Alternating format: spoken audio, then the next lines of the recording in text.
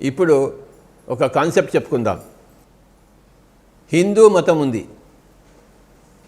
మనం హిందువులం అని చెప్పుకుంటున్నాం. ఈ హిందూ తత్వంలో, హిందూ మతంలో, హిందూ ధర్మంలో ఉన్న ప్రధానమైన కాన్సెప్ట్ ఏదయ్యా అంటే దాని పేరే వర్ణాశ్రమ ధర్మము. ఒకసారి చెప్పండి.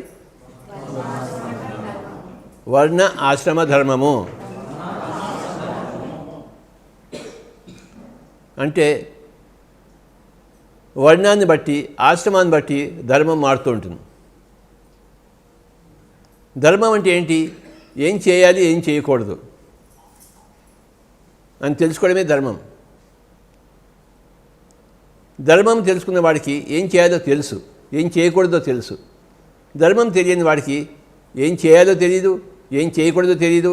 ఏం చేయకూడదో అదే చేస్తుంటాడు, ఏం చేయాలో చేయకుండా ఉంటాడు. ధర్మం తెలిసినప్పుడు ధర్మం ప్రకారం నడుచుకుంటాడు. ఎలాగైతే గూగుల్ సెర్చ్ చేసి మనం ఒక ఇంటికి దగ్గరికి వెళ్తామో, అడ్రస్ తీసుకుని వెళ్తామో, గూగుల్ ఉంటే సరిగ్గా ఇంటికి వెళ్తారు. గూగుల్ లేకపోతే వాడిని అడిగి వీడిని అడిగి, వాడు తప్పు చెప్పి వీడి తప్పు చెప్పి మనం తిరుగుతూ ఉంటాం ఊరంతా ఇంటి అడ్రస్ కనుక్కోలేక. అలాగే ధర్మం తెలియకపోతే ఏవేవో చేసేస్తుంటాము, చేయవలసినవి చేయకుండా ఉంటాము, చేయకూడదు చేస్తూ ఉంటాము. గుడ్డెద్దు చేలో పడ్డట్టు ఆ చందాన ఉంటుంది. ధర్మం తెలిస్తే సరిగ్గా నడుస్తాం.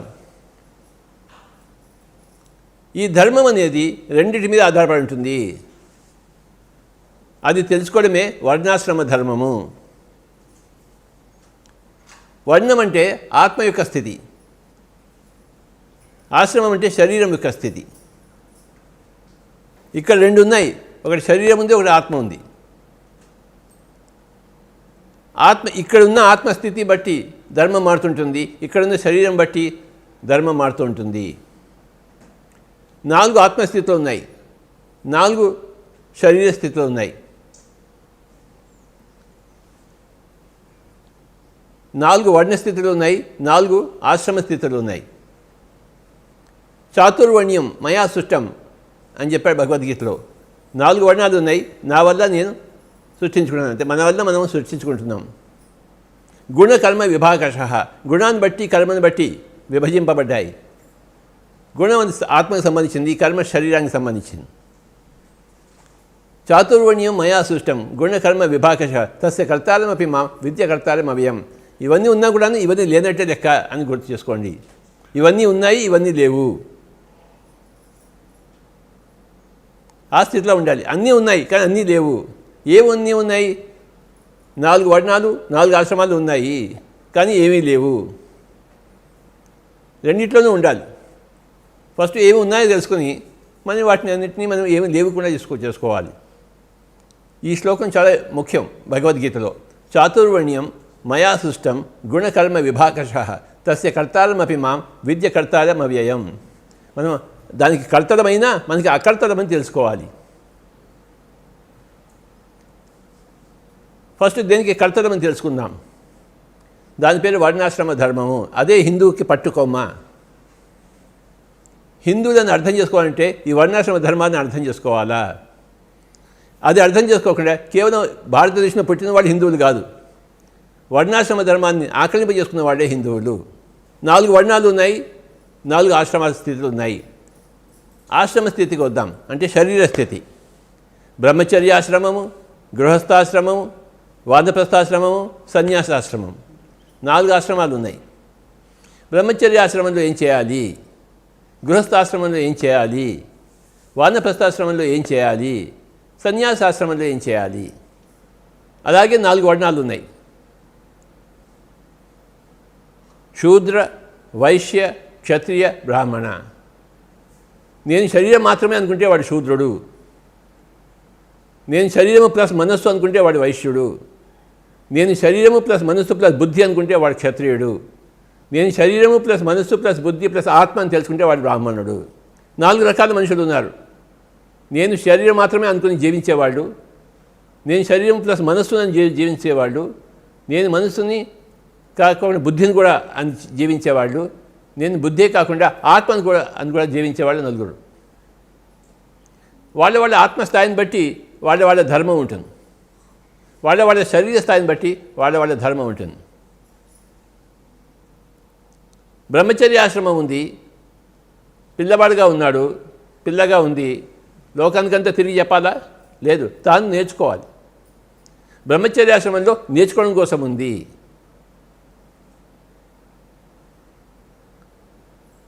అన్ని విద్యలు నేర్చుకోవాలి. బ్రహ్మచర్య ఆశ్రమం ఎందుకు ఉంది? అన్ని విద్యలు నేర్చుకోవడం కోసం ఉంది. ఏ విద్యలు నేర్చుకోవాలి?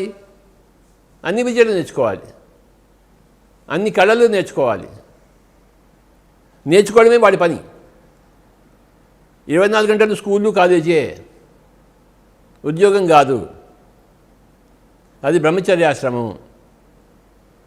అయితే అన్ని విద్యలతో పాటు ఆత్మ విద్య కూడా ఉంది, ధ్యాన విద్య కూడా ఉంది. Spiritual science is also there. కనుక అన్ని విద్యలతో పాటు, ప్రాపంచిక విద్యలతో పాటు ఆధ్యాత్మిక విద్యలు కూడా నేర్చుకోవాలి. అది బ్రహ్మచర్యాశ్రమము.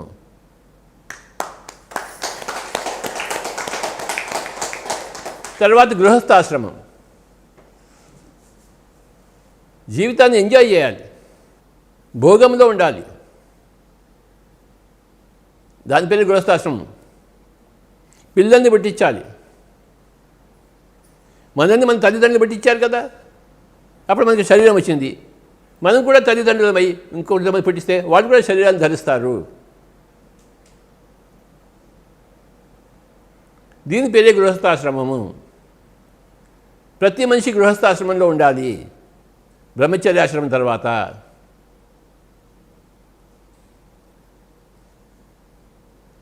నువ్వు బ్రహ్మచర్యాశ్రమంలో ఏమేమి నేర్చుకున్నావో అవన్నీ అభ్యాసం చేయాలి గృహస్థాశ్రమంలో. సంగీతం నేర్చుకుంటే సంగీతం అభ్యాసం చేయాలి, ధ్యానం నేర్చుకుంటే ధ్యానం అభ్యాసం చేయాలి, జిమ్ అభ్యాసం చేస్తే జిమ్ నేర్చుకుంటే జిమ్ అభ్యాసం చేయాలి. ఇవన్నీ కూడా అభ్యాసం చేయడం కోసం ఉన్నాయి గృహస్థాశ్రమం. నీ లైఫ్ని, నీ జీవితాన్ని నువ్వు ఎంజాయ్ చేస్తూ అన్నీ అభ్యాసం చేయాలి.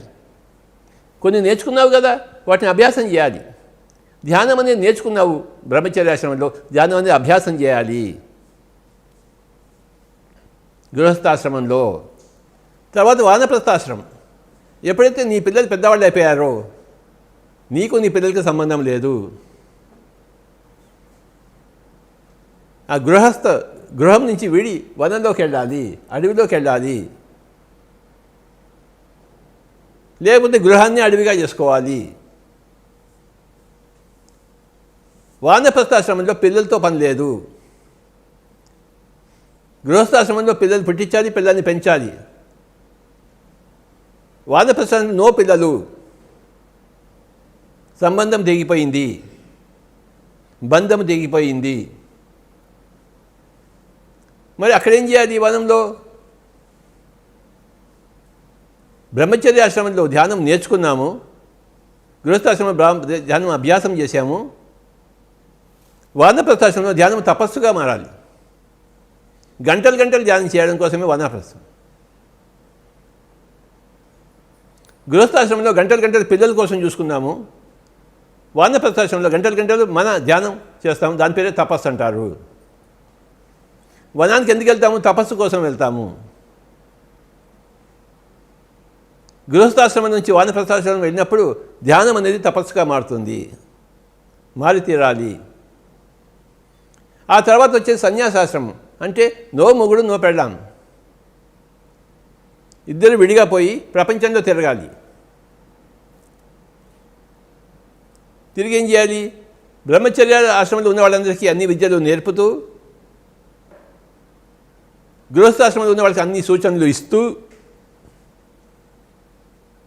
వానప్రస్థాశ్రమంలో ఉన్న వాళ్ళకి తపస్సు నేర్పిస్తూ, తోటి సన్యాసంలో ఉన్న వాళ్ళతో విహరిస్తూ, ఆఖరి శ్వాస వరకు వేచి చూడడమే సన్యాసాశ్రమము.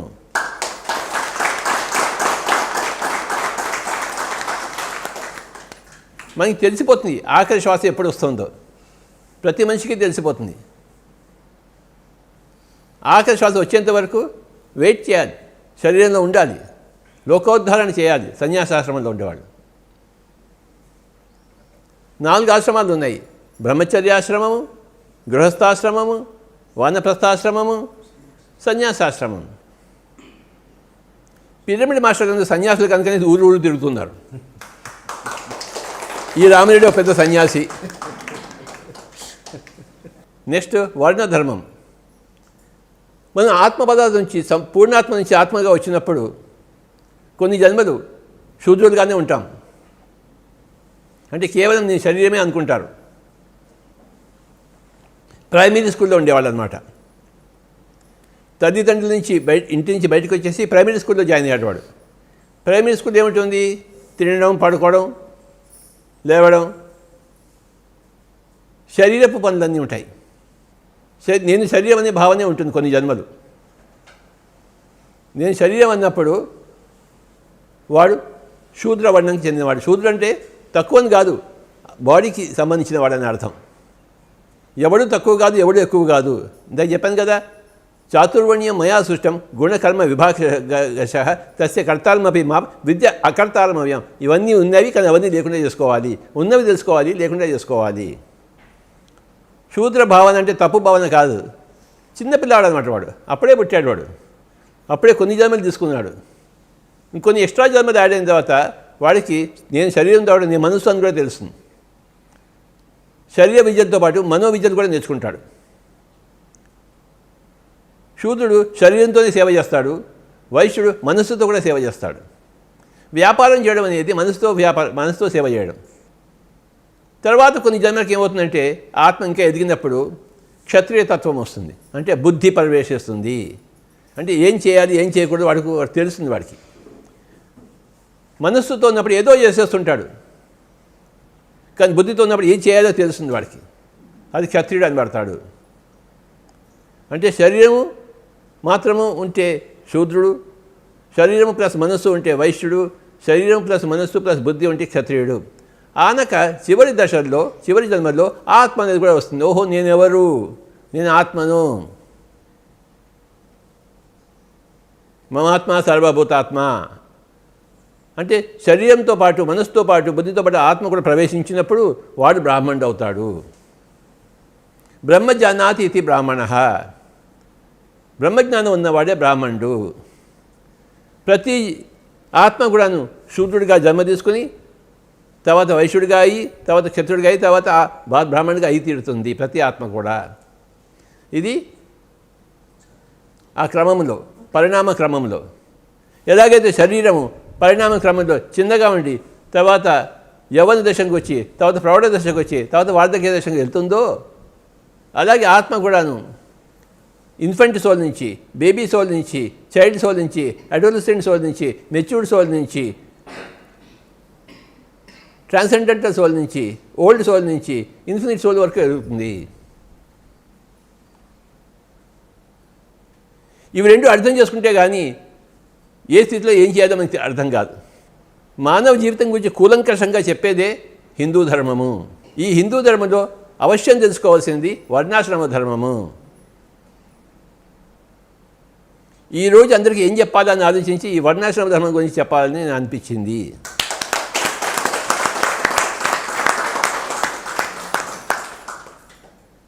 శూద్రుడు అంటే తక్కువ పదం కాదు, బ్రాహ్మణుడు అంటే ఎక్కువ పదం కాదు. ఎలాగైతే వాడు పిల్లవాడు అంటే తక్కువ పదమా, వాడు ముసలివాడు అంటే వాడు ఎక్కువ పదమా? అది ముసలివాడు పిల్లవాడి కన్నా ఎక్కువ, పిల్లవాడు ముసలివాడి కన్నా తక్కువ.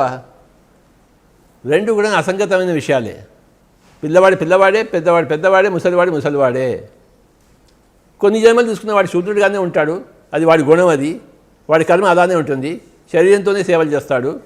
ఇంకొన్ని జన్మలు పక్వం అయిన తర్వాత మనస్సు వస్తుంది, మనస్సుతో సేవ చేస్తాడు శరీరంతో పాటు. ఇంకొన్ని జన్మల తర్వాత బుద్ధి వస్తున్నప్పుడు బుద్ధితో సేవ చేస్తాడు, అందరికీ టీచింగ్ చేస్తాడు.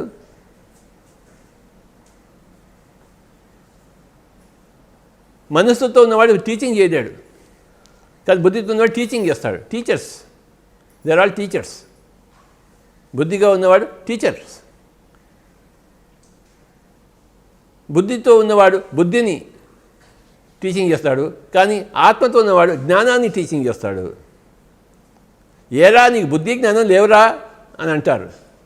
ఫస్ట్ బుద్ధి, తర్వాత జ్ఞానము. క్షత్రియ తత్వము బుద్ధితత్వము, బ్రాహ్మణ తత్వము జ్ఞానతత్వము. ఫస్ట్ బుద్ధిని సంపాదించుకుంటాడు, మనసుతో ఉండేవాడు. మానవుడు అంటే మనసుతో ఉండేవాడే మానవుడు. జంతువు అంటే శరీరంతో ఉండేదే జంతువు.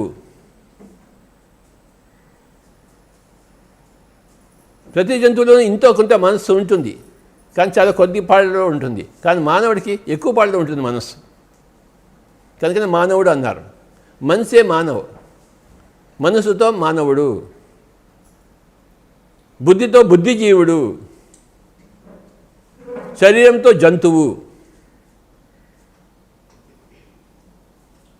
కేవలం శరీరంతో మనం కూడా ఒక జంతువే, కానీ ప్రబలమైన మనస్సు ఉంది కనుక మనం మానవులమయ్యాము.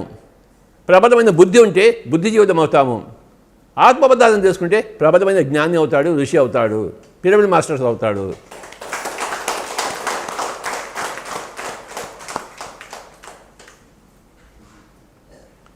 పిరమిడ్ మాస్టర్స్ అందరికీ నా యొక్క నమస్కారములు. Thank you.